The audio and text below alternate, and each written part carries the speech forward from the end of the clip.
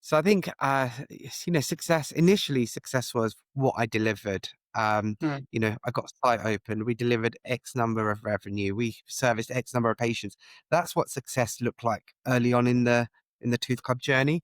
Um, Now, what success looks like is actually my people. So how great are my team? How great are the people around me? And I actually measure success on failure. It's a little bit of a weird concept, okay? Because mhm. if we're not failing or we're not making mistakes, it means we're not trying or we're not trying Yeah. hard enough. Because if you want to be a disruptive brand in the UK, you've got to make mistakes. And some of our marketing is wild. Yeah. And I look at the stats and I look at the numbers that come off the back of it. And I'm like, this is really good. But there's times where I see something on my Instagram and I'm like, oh my God, who's done that? And I'm like, get it off. Let's delete it. And you've got to, and that's okay. And I never tell anyone off for doing that because the only reason they've got it wrong is because they've tried. They've tried to push the boundary and got it wrong. So I think I measure success in how much we're failing. I measure success in how much the team are growing and how the team are developing. And I measure success really in the growth of the Tooth Club as a brand. Um, Mhm. you know, and what that means and what we were trying to do at one practice versus 17 is very different, and it'll probably be different at 50. But that growth of the brand, that's what success now looks like me. It's about failure, it's about people, and it's about brand growth.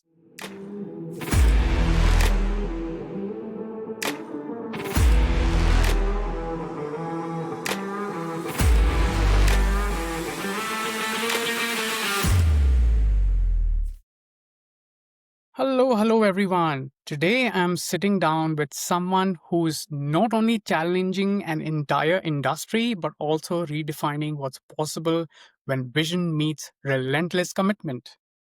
Kunal Thakker is the CEO and founder of Tooth Club, a brand that's been called one of the UK's most disruptive forces in dentistry, and we're going to talk about it, Kunal.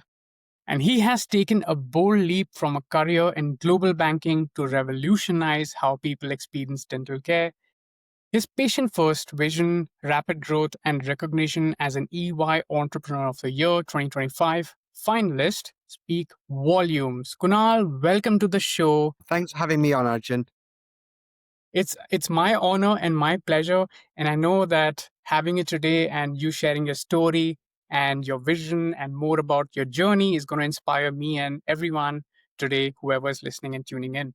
So thank you for being on the show. To begin with, before all the titles and recognition, who was Kunal? Can you take us back to the early experiences or turning points that shaped how you see the world and who you are today? Yeah, absolutely. So thank you. So look, I am, I grew up in an Indian family, and education was really big in our house. Coming home having failed your GCSEs or A levels was just never an option. But a very loving home. My parents had a video shop and a news agent. So from a very young age, I saw my parents work really hard. So that work ethic was there. But equally, I was doing a paper round at the age of 8 with my dad. So we worked from a very young age, stocked up the fridge and the news agents, helped with the distribution of video films at the time. So we always worked in the shop and went through school life. I've got one sibling, a sister, and then did our GCSEs, A levels, etc. So, but going through that journey, I learned a lot. Not only grafting, but coming through an Indian family. My parents had an expectation of me becoming a doctor. They're like, you're going to go and become a doctor or a lawyer. And I did my GCSEs, did very well in my GCSEs, and then I went to do A levels. And everyone, like my family, was saying, "Oh, you've got to do biology, chemistry, maths." And I didn't really want to do it, but I kind of got pressured into doing uh, those A levels, and I failed my first year of my A levels. Absolutely hated it. Really didn't enjoy it. And that was a real pivotal moment in my life because I came home to my Indian family, my parents who had really invested a lot in our education and with some really bad grades. And my dad was like, "Right, you do whatever you want now. You failed." But also from a school perspective, all my friends went on to go on to the next year of their A levels, and I was left behind with the younger years. And at that point, I just took charge of my life and said, "Actually, do you know what? I'm going to own my decisions." And I did accounts, business, and drama, and did really well and then went on to university. Got really good A levels, and then even at the time I came to university, I had offers from King's to do maths and business, and an offer from Westminster to do business and finance. And everyone's like, "You've got to go to King's. You can't, say no to King's." And I was quite controlling my life. I was like, "No, I'm going to say no to King's." So I said no to King's. Everyone thought I was crazy. And I went to Westminster, and I had the best 4 years at Westminster doing my business and finance degree. Absolutely loved it. And then as I was doing that, I got in my kind of predominant, like the year before I was about to graduate, did some internships. And in the end, I ended up with offers from all of the investment banks. And so at that point, I was a success story again, no longer the failure. Got all these jobs at all these investment banks, and then I opted to take Goldman Sachs. So I went into banking. Wow, that's amazing. So let's just trace our steps back to the time when you had faced that failure, when you were in that Yeah, moment, when yeah, there's disappointment from the family, right? What was going inside of you, or were you just yeah. very resilient in saying that, no, I don't care what anyone says, I'm going to do it? So what was going on at that point in time? Yeah, do you know, I don't think I was that brave at the time, right? I don't think I was that bold. I wish I was, right? And I think I was brave in my way of doing it, because I did then do what I wanted to do. And I took ownership, but I wasn't as bold and open as confident. I actually probably went more in my shell. I had more to prove. But I did, I made the decisions that were right for me. I took every decision myself. I owned my decision, and just quietly went on a journey of trying to do well. And it was quite a lonely journey. The first year of my A levels, or actually both years of my A levels, once I failed, all my friends had moved on. So those 2 years, resitting your A levels, doing it on your own, quite a lonely experience. But then I went to university, and I made the best friends through my university life. Still my friends today. And for me, that was really the turning point in terms of confidence, because I've done well at the A levels. I've made my decision. I was becoming a man and owning my own decisions, and my own career path. And I think that was really pivotal for me. So it's like, as you took those smaller steps and built up, your confidence also was kind of building up at the Yeah, same time. That's great. absolutely.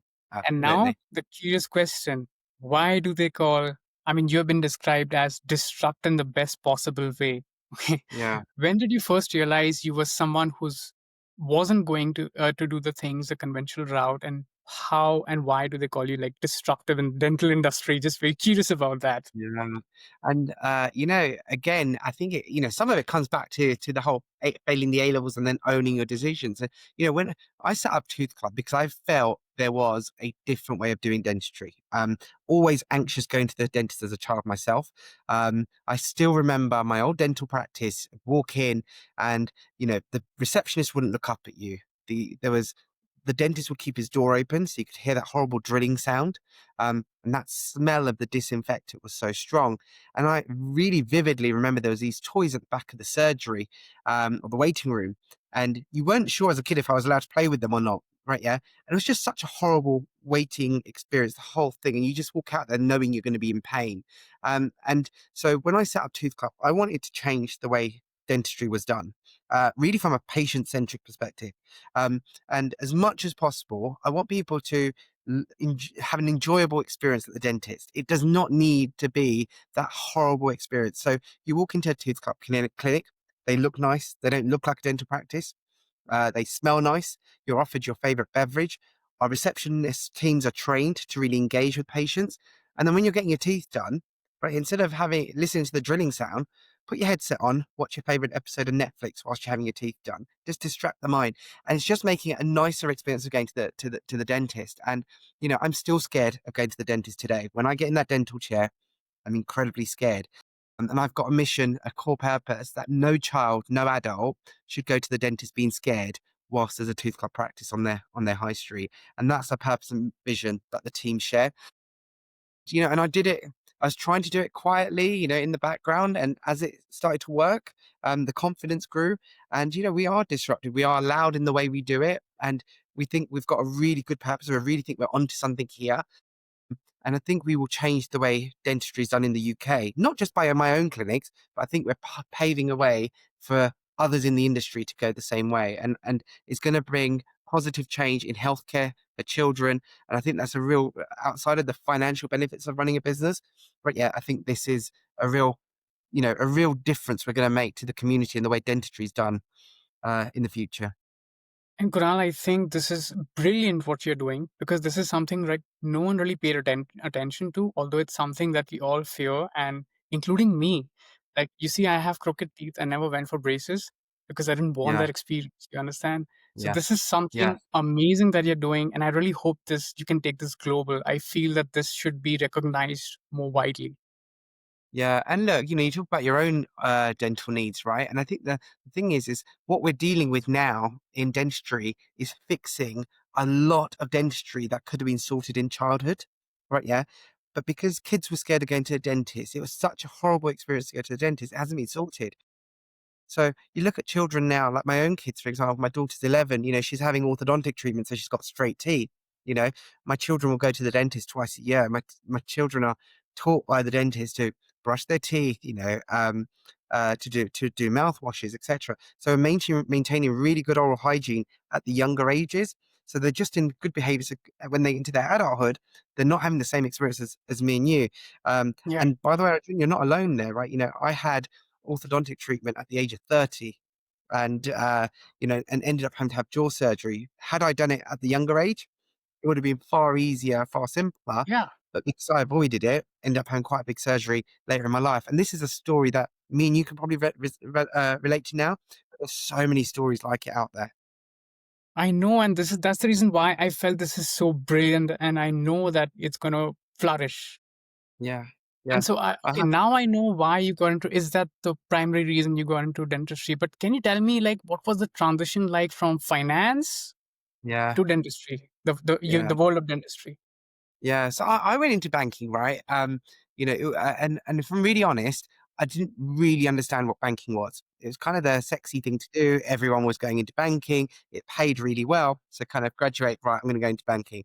Went into banking and I loved it. I spent 10 years at Goldman Sachs and I learned so much in the corporate field. I wish I'd left 5 years earlier, if I'm really honest. I think I learned what I needed to learn. But hey, I spent 10 years there.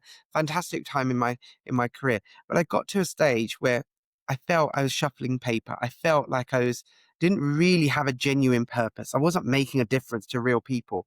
So transitioning over into dentistry, right, yeah, I feel like we make a difference to real people. The number of stories I hear of people saying they live on soup because they can't eat.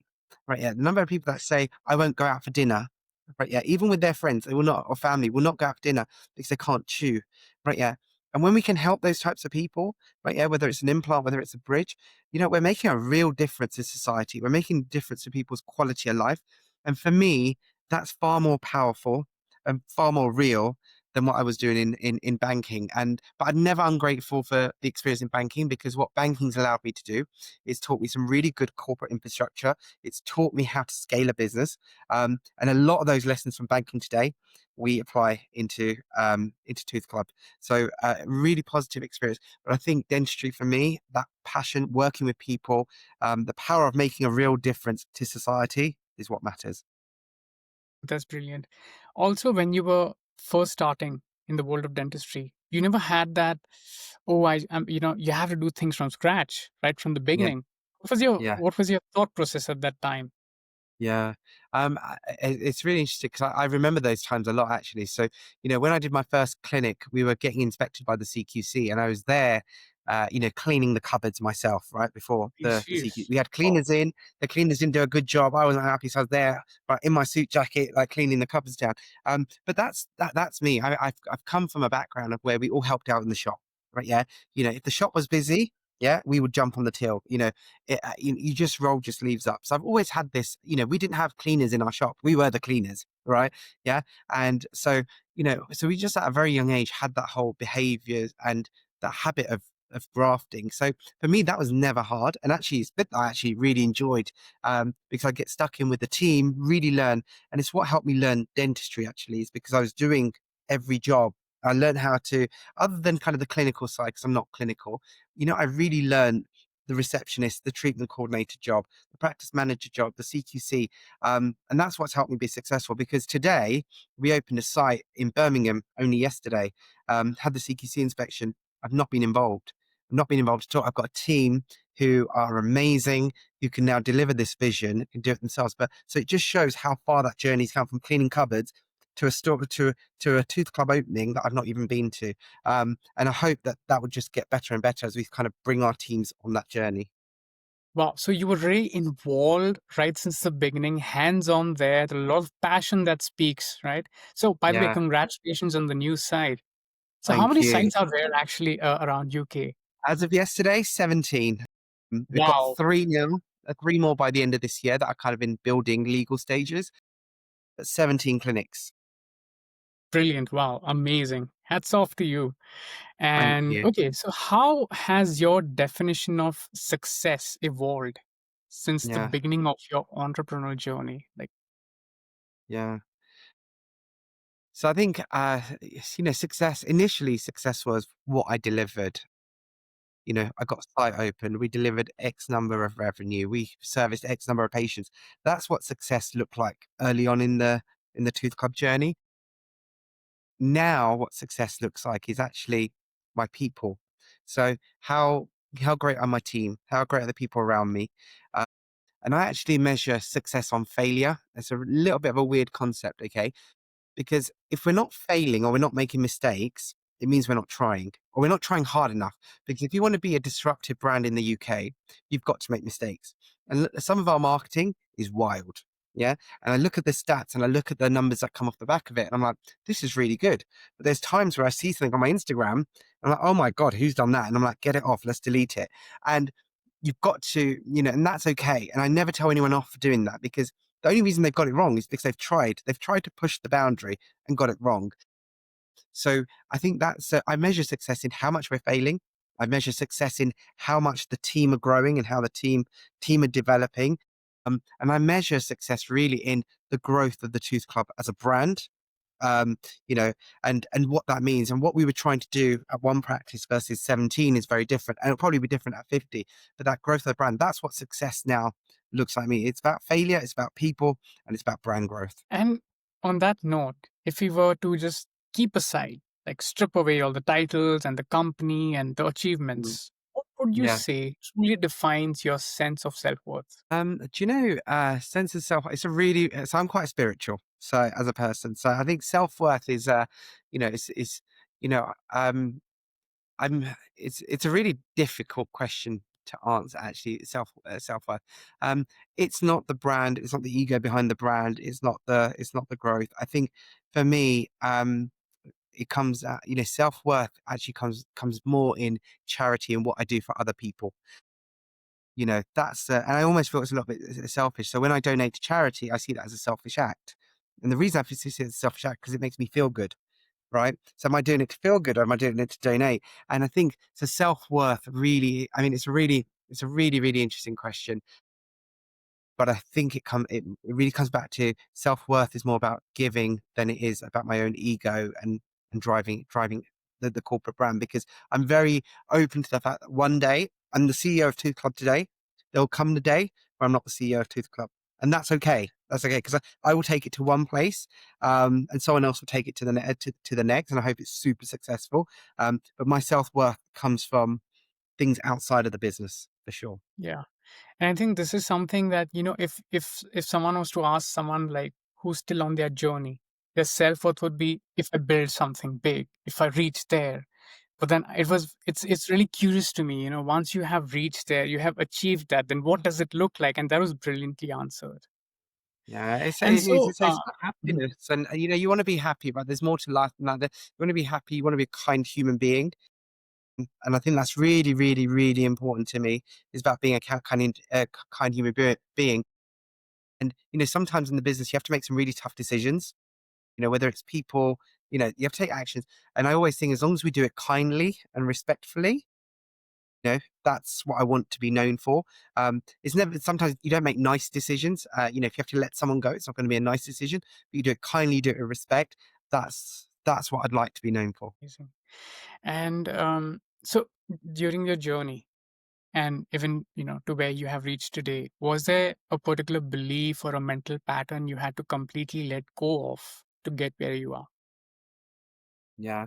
Definitely. The one mindset is the one mindset that I had to really get rid of is I'm the best at everything. Mhm. And actually I have to do everything for it to be right. And I'm still on the journey. Don't get me wrong, I'm still on the journey. It's not a destination. I think it is a journey. But I've got people now surrounding me that are way better at their jobs than I am. I've got a finance director that's amazing. And he knows the numbers, knows the finance department really, really well, knows the data behind this business really well. So that's really important. From a marketing perspective, I've got people that now do marketing way better than I was doing it. And if you'd asked me a few years ago, I was like, no, no, I know this better than everyone. I know this business better than everyone. And now actually it's changing that and saying, actually, no, you've got to hire good people around you. Um, Actually, the less I do, the better. The more other people do and can step up and grow, the better. And just surrounding yourself by good quality people that are good in their field, it's so important. And that's definitely a mindset change, because you have to be okay with not being the most important person in the business. um, and you have to let other people take that role. And I think it's absolutely right. If you want to scale, if you want to keep it to one or two practices, you can keep I'll do everything type mentality. But if you want to scale, it's about bringing other people on that journey with you. So, since now we are speaking of more of the inner world and beliefs, so on that note itself, speaking of mindset, value, emotions, so all these things, how do they play a role in your decision making in the business? I think mindset is absolutely key. Look, I meditate every day. I'm, I pray every day, but that's my own kind of belief. But the meditation is really important from a mindset perspective, because keeping a positive mindset, even in a difficult backdrop, is really important. As an example, interest rates were going up in the UK. Liz Truss had kind of announced a budget which kind of set the whole market, the industry, into a frenzy. But yeah, I kept a really positive mindset, and everyone said to me, "Oh, we're going to have a recession. No one's going to spend on cosmetics." And actually, what we actually did is we actually pivoted. I said to everyone in the business, "You're not allowed to use the word recession. You're not allowed to say cost of living is going up. You're not allowed to tell me that utility bills are going to go up, um, because those things are going to happen, but they don't happen on day one." So even if you're in a recession or even inflation, you see that happen over a few months. It doesn't just happen after a day. So I stopped everyone using those words and said, actually, no, we're going to double down. We're going to go even bigger. Okay, on our targets. So instead of going and saying actually our targets were going to drop, we actually increased our targets and we actually hit those targets because we were in a mindset where everyone was positive and they were looking at what can we do, not what we can't do. And keeping that mindset helped us navigate through some really difficult situations. And that's the key, keeping it positive. Of course, you've got to be realistic. I'm not saying don't be realistic, but just keeping that positive mindset and not going into the doom and gloom, right? Yeah, meant that we were able to stay focused. We adapted our strategy to stay agile. Um, you know, a lot of people started spending less on advertising spend, as an example, right? So you found, Google, etc. People were spending less and trying to save money and cost cut. What we did is we actually increased our marketing budget during that period because the cost per click on Google dropped. Okay. People still wanted their teeth done. And we had a belief that actually, do you know what? Where people are going to stop their marketing, we're going to become the prominent brand and we're going to continue to invest. And actually, that worked really, really well for us. And, over the last few years, every year has been a record year. Even with a bad economic backdrop, we've had substantial growth year on year. And it's because we've kept a positive mindset. We've not got into the doom and gloom and we've just adapted. So mindset is huge. Mindset is really key. But it is hard because if you turn on the news, everything is doom and gloom. Yeah, there's lots of negativity out there, and that's why meditation for me helps me. But whatever people's way of managing it is, right? Yeah, keeping that positive mindset is super important. So, apart from meditation, are there any rituals or any practices that you integrate in your lifestyle, in your life, to Yeah, better manage your outer yeah, outer world and your business? yeah. And Yeah, I'm really disciplined. Really, Mhm. really, really disciplined. And I love structure. I love routine. So my day, typically, I'm up at 5. Uh, it starts with a 5K walk. I then meditate. I do my first round of prayers. Then I shower. Get the kids ready. I go back and do my second round of prayers, and then I get in the car, drop my son to school. So that, and then, but then what I do is I make sure that I've got really solid time in every aspect of my life. So, that personal time in the morning is really important. But then when I'm at work, I'm super focused, and I pick my child up at 3:30. So those times that I have with the kids as well are really, really important. 6 o'clock, dinner time, and then we have evening time. And just that family time is family time, and that's really important, and keeping that discipline, because there's no point having a business and setting up a business if you lose the personal touch. So that discipline for me is really, really important. And where I struggle actually is when there's something at school in the middle of the day that throws my routine. That's what I find more difficult. But actually the structure and discipline to make sure I've had my exercise, I've done my me time, done the business, and I've had the family. It's really important. And school holidays tend to be more difficult because the routine changes. But those disciplines and structure, I think, is what allows me to scale the business, but also to keep a balanced family life as well. So before, when you were like at the time when you were at university and you faced that failure to now where you are today, headstrong, positive, and but before it Yeah, wasn't the case. So what led to the transition? yeah. Do you know, I've just learned every failure I've had, and that A level one's probably just one of them, but every failure I've had, I've learned so much from that failure. Yeah. I now don't see it as a negative. Like failing my A levels, honestly, it's one of the best things I ever did, because had I done it, I'd be I would have been probably at the bottom of a university, struggling to keep up with a medicine degree, coming out, becoming a doctor and not knowing which direction to take my life. Probably not have enjoyed it. Probably wouldn't have got through med school, because it's challenging. And for the right person, by the way, that's great. If you're academic and, your calling in life is medicine, absolutely, really good career line. But for me, it just wasn't. So I think for me, it's a real success story, because I learned how to say no to my parents, stop people pleasing. Right, yeah. Also, learn it's not selfish to do what's right, I think, for me. Um, and so from every failure that I've had, and no matter how far the fall, it's always been a positive, and I've always turned it around into a positive. And by the way, even at Tooth Club, right? Yeah, there's things we do when we fail and we make mistakes. I made investment decisions which have been wrong, but you know what? I've really learned from them, and I think um, as long as we're learning, I think it's a good trait to have.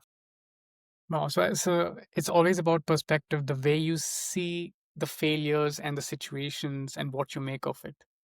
Yeah, That's absolutely, absolutely. Yeah, and I think in the next generation, in our children, I think we talk a lot more openly about failures now and then being good. And and I think my kids, it's positive, because when my kids fail, actually it's okay, right? Because we're going to learn from it. We're going to learn from it together. And I wouldn't want them to fail and it be a lonely space for them. I'd want to, that know that actually, it's okay to fail. It's human to fail. It doesn't fail. It's almost, when you do eventually fail, the fall is far greater.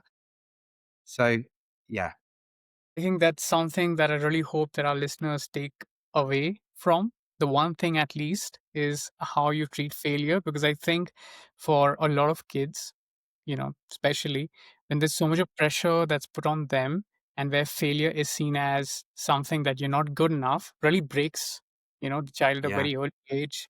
And I think this is yeah. so crucial at the same time. And yeah, that brings me to the next question. You have built something that's financially successful. And so now, as you're at this stage, what does wealth and prosperity mean to you today? Yeah. Do you know, wealth and prosperity? So, having financial security, I think, is really important, but it's not the true sense of wealth, actually. Having good health, I think, is really, really important. You can't buy that. You can't buy good health. So I think for me, that's really good. I think for me, wealth is actually a deep rooted level of happiness that comes from the core, not surface level, not fancy restaurants or good holidays. Those things are nice, by the way, and we love doing all that. But actually, it's not the real the real thing. To give you an example, we went on holiday to the Maldives. It was my wife's 40th birthday. We went away. So we went and did this glamorous holiday. You asked my children what was the best thing about the holiday. Playing Scrabble was their answer. And I think there's something so beautiful in that answer, because they remember not flying 15 hours away onto a glamorous resort. It was actually the together time, together, where we sat and we played Scrabble, no phones, laughed. And I think that's a really beautiful, a real beautiful thing. And they're innocent, right? That age, they're very, very innocent. And I think for me, those moments are really, they are really, really special actually, and they're priceless. So that's true of good health, quality family time, and a deep rootedness of happiness where you can be yourself. Absolutely. At the end of the day, it's some memories that one creates that are actually priceless. I indeed agree with Yeah. that. And so Yeah. that brings us to our final question as we come close to an ending.